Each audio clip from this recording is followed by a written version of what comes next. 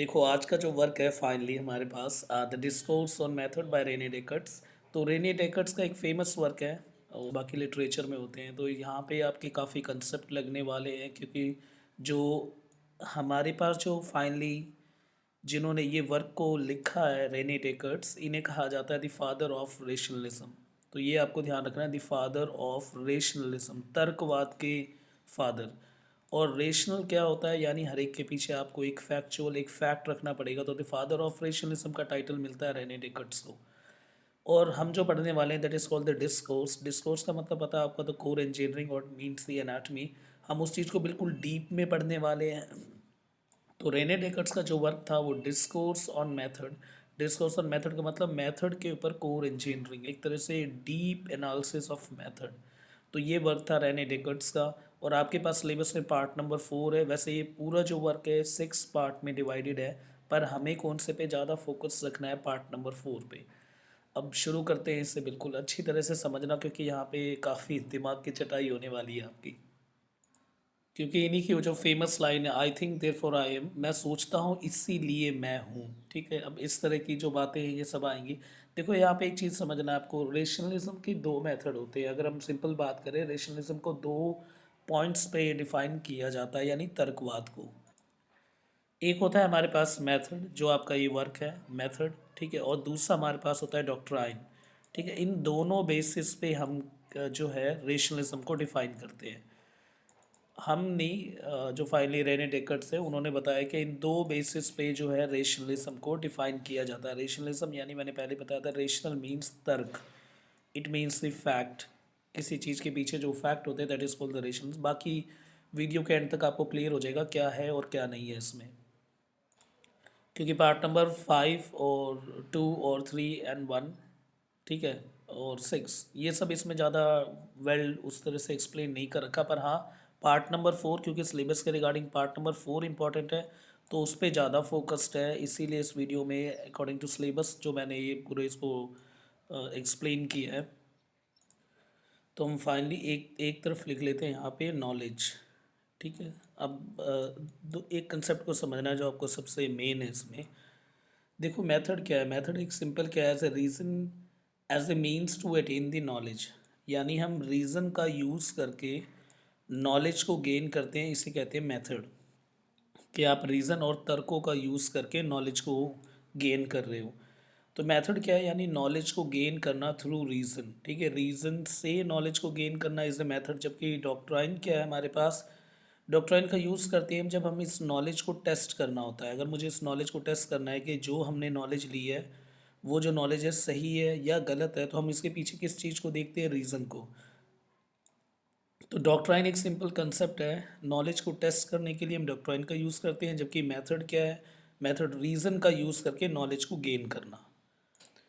तो ये सबसे ज़्यादा इंपॉर्टेंट है, आपको ये ध्यान रखना है कि नॉलेज को दो तरीके से ध्यान रखना है। अगर हमें नॉलेज को टेस्ट करना है तो हम डॉक्ट्राइन का कंसेप्ट यूज़ करेंगे, अगर नॉलेज को गेन करना है तो मेथड का कंसेप्ट यूज़ करेंगे, क्योंकि रीज़न के थ्रू ही नॉलेज को गेन किया जा सकता है। अब आते हैं हम नेक्स्ट में द मेन पॉइंट, कहाँ कहाँ से कौन कौन सी चीज़ आई है। और ये सच में एक बुलेट पॉइंट से आपके बहुत काम आएंगे आंसर राइटिंग में। तो हम स्टार्ट करते हैं इससे फाइनली। देखो रेने डेकर्ट्स की the theory of knowledge was the first articulated in his famous work. सबसे पहले जो थ्योरी ऑफ नॉलेज है, देखो नॉलेज को गेन करने का मैंने बताया था, नॉलेज को सिर्फ गेन किया जाता है बाय मेथड। और मेथड क्या है, इट मीन द रीज़न को यूज़ करके नॉलेज को गेन करना। बाकी इस नॉलेज को अगर टेस्ट पे रखना है, हमें इसे टेस्टिफाई करना है, तो हम क्या यूज़ करेंगे, डिस्कोर्स। कि कौन सी चीज़ सही है और कौन सी चीज़ गलत है। जैसे एक केस आया आपके पास, आपको पता करना है ये चीज़ सही है या गलत है, तो इसके पीछे हम दो कंसेप्ट रखेंगे फाइनली। इसको अगर हमें चेक करना हो तो हम इसके पीछे के रीज़न को चेक करते हैं। जो जिसके पास जितने ज़्यादा रीज़न हो, उस चीज़ को जो जितना ज़्यादा जस्टिफाई करता है, तो वो नॉलेज एक्यूरेट माना जाता है। तो नॉलेज की एक्यूरेसी किस पे डिपेंड करती है, मेथड पे। मेथड यानी रीज़न। और डॉक्ट्राइन जैसे कंसेप्ट पे, जो कि हम चेक करते हैं कि रीज़न कितना वैलिड है। अगर वो रीज़न वैलिड है तो हम कहेंगे ठीक है नॉलेज सही है, नॉलेज है ये। अगर हम कहेंगे वो रीज़न अगर वैलिड नहीं है तो हम कहेंगे कि ये नॉलेज नहीं है। तो द थ्योरी ऑफ नॉलेज, ये पूरी जो थ्योरी ऑफ नॉलेज है, इसको सबसे पहले आर्टिकुलेट यानी जो पूरा बताया गया कि इसके कौन से फेमस वर्क में, द डिस्कोर्स ऑन मेथड। उसके बाद फाइनली इसे फुली डेवलप किया गया in meditation on first philosophy. देखो यहाँ आर्टिकुलेशन है, यानी सिंपल इन लेक्चर फॉर्म में बताया गया था मुझसे, यानी सिंपल। ठीक है, तो डिस्कोर्स और मेथड एक आर्टिकुलेटेड फॉर्मेट है। तो डिस्कोर्स ऑन मेथड एक आर्टिकुलेटेड फॉर्मेट है। और सेकेंड वाला हमारे पास क्या, that meditation on the first philosophy, ये एक फुली फाइनली डेवलप्ड वर्क है जिसे पब्लिश किया गया। तो पब्लिश हुआ था in form of meditation on first philosophy, जबकि ये जो आर्टिकुलेशन फॉर्म है वो डिस्कोर्स ऑन मेथड है।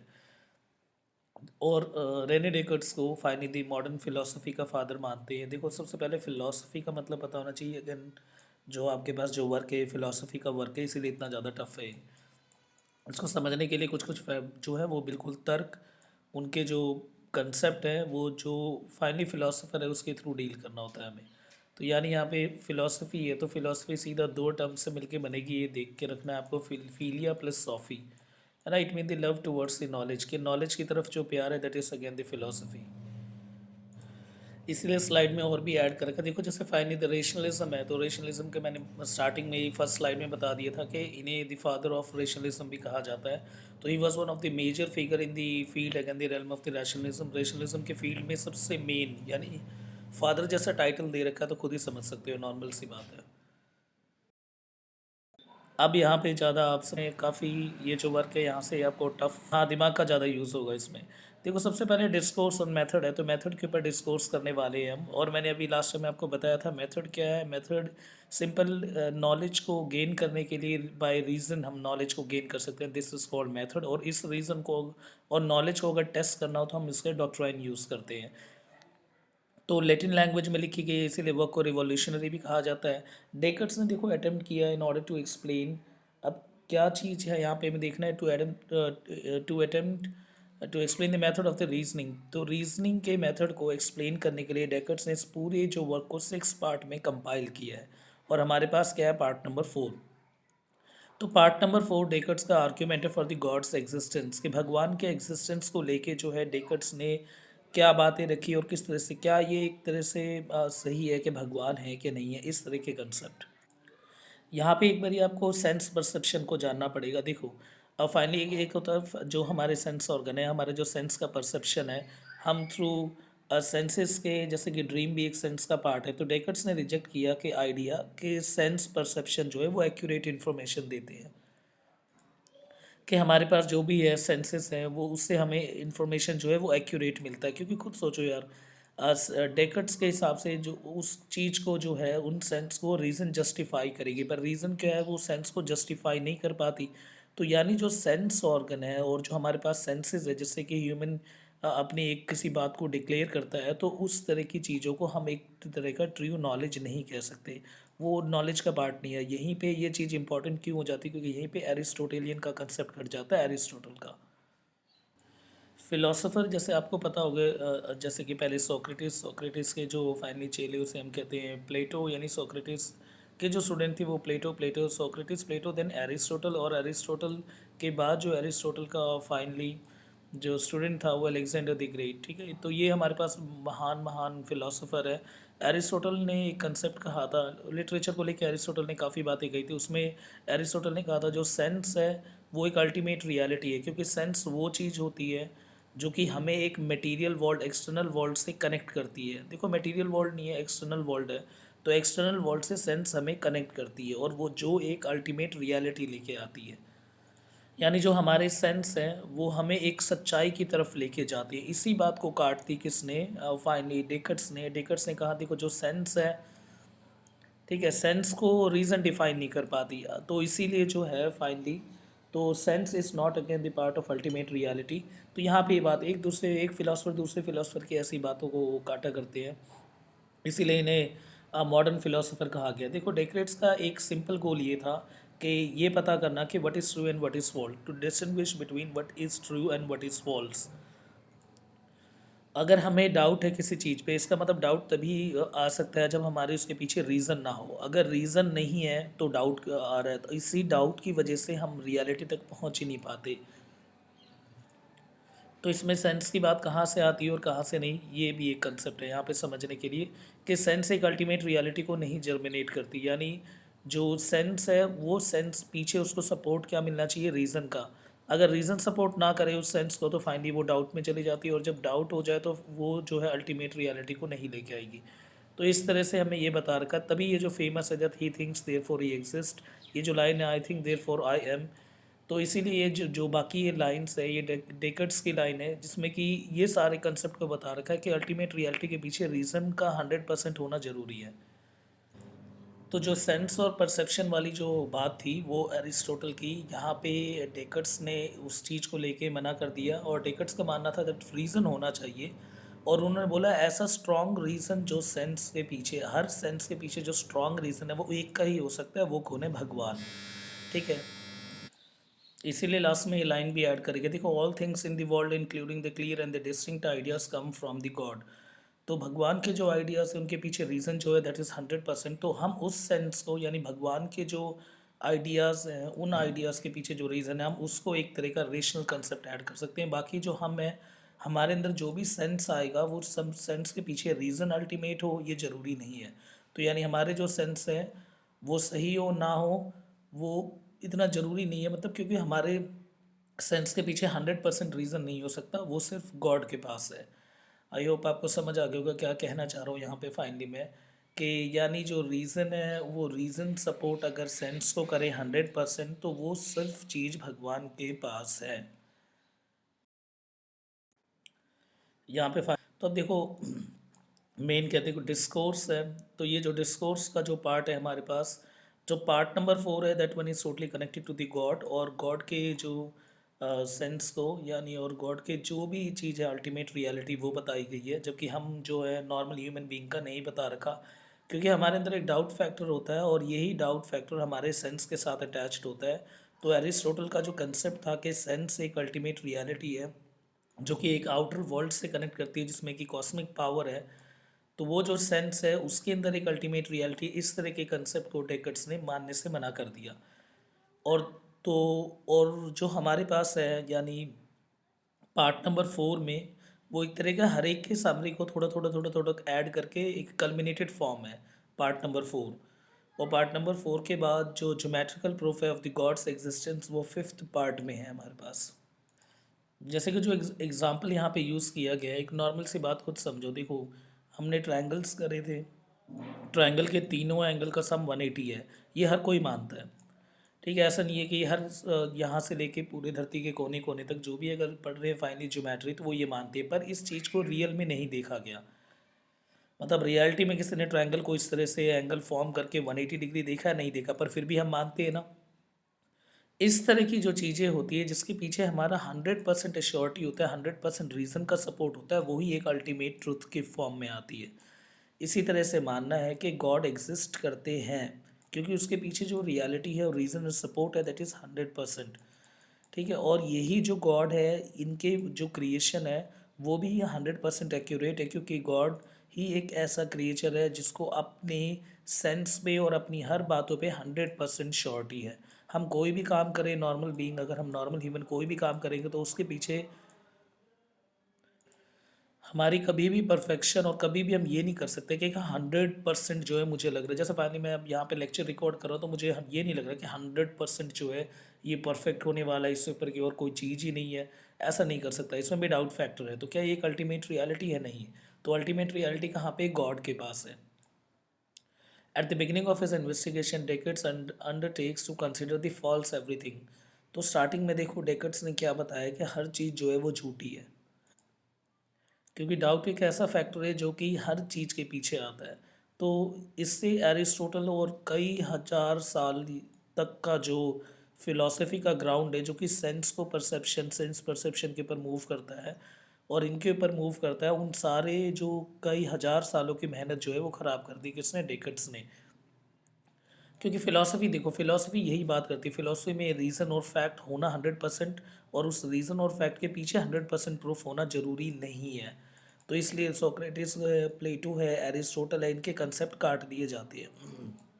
मेन क्या, एरिस्टोटल पूरी फ़िलॉसफ़ी को कहीं ना कहीं एक बोल्ड क्वेश्चन मार्क पे लाके खड़ा कर दिया डेकर्ट्स ने, कि जो भी ऐसा लगता है, जो होता है कि भगवान होते हैं, एक सेंस ऑर्गन होता है, सेकेंडरी इमेजिनेशन होता है, सब में होता है होता है होता है, हर एक के पीछे जो रीज़न नहीं है।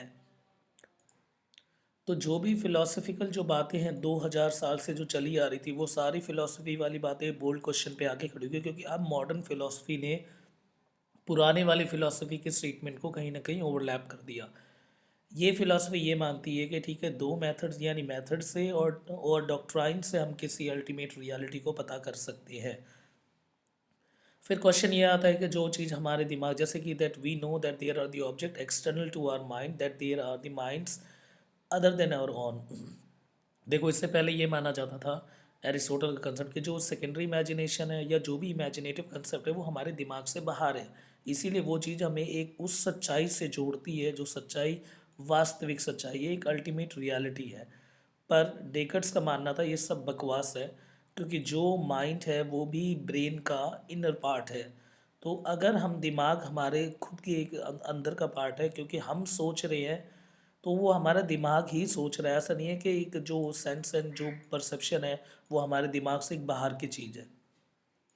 और इसी सोच को लेकर अगर हम 100% श्योर हो जाए तो वो चीज़ रियलिटी में चेंज हो जाएगी। जैसे बोला था इन्होंने, जैसे I think therefore I am, यानी ही थिंक्स देयर फोर। ठीक है, जैसे ये भी लाइन है कि अगर हम सोच रहे हैं तो फाइनली हम हैं, और ये इसका मतलब सिंपल क्या है, हम 100% श्योर है कि हम हैं।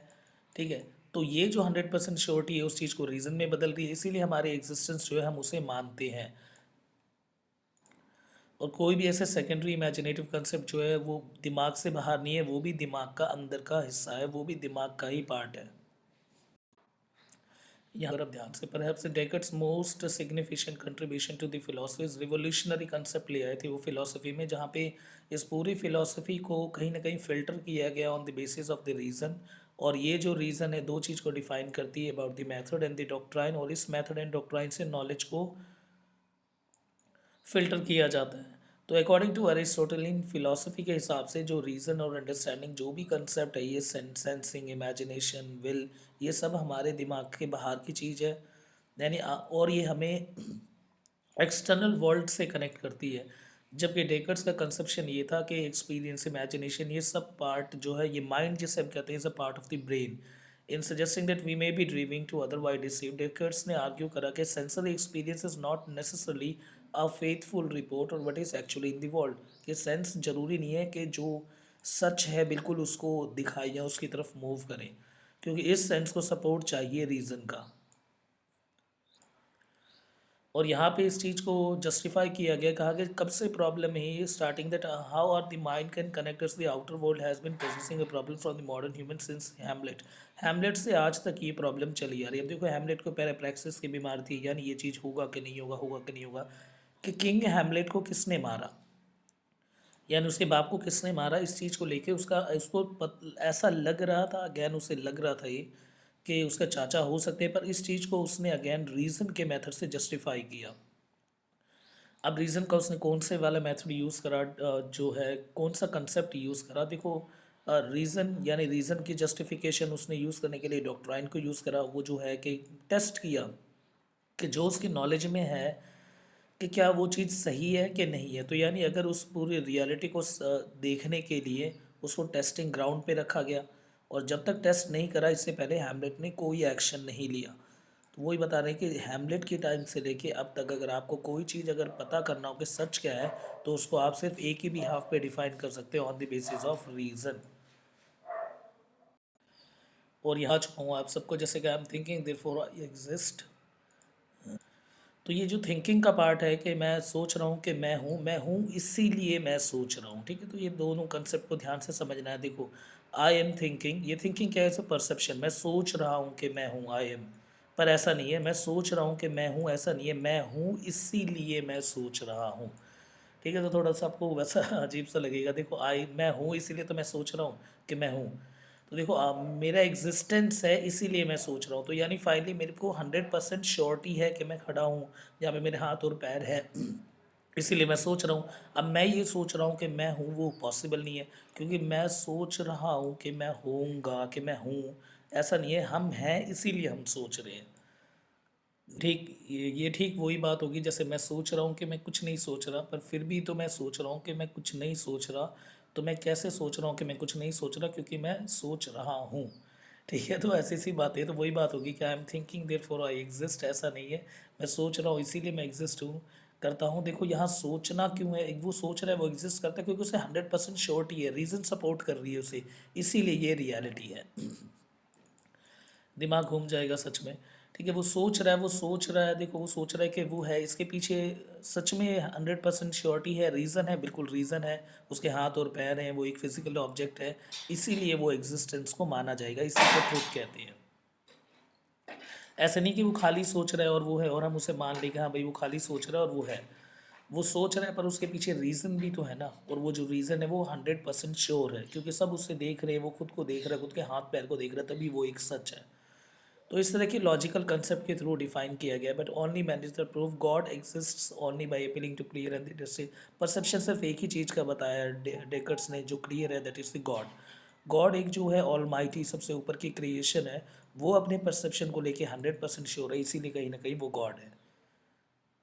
गॉड के एग्जिस्टेंस के ऊपर कंसेप्ट है, बिल्कुल सही। पार्ट नंबर 4 गॉड के एग्जिस्टेंस के ऊपर डील करती है, जो पार्ट 4 है वो गॉड के एग्जिस्टेंस के ऊपर है।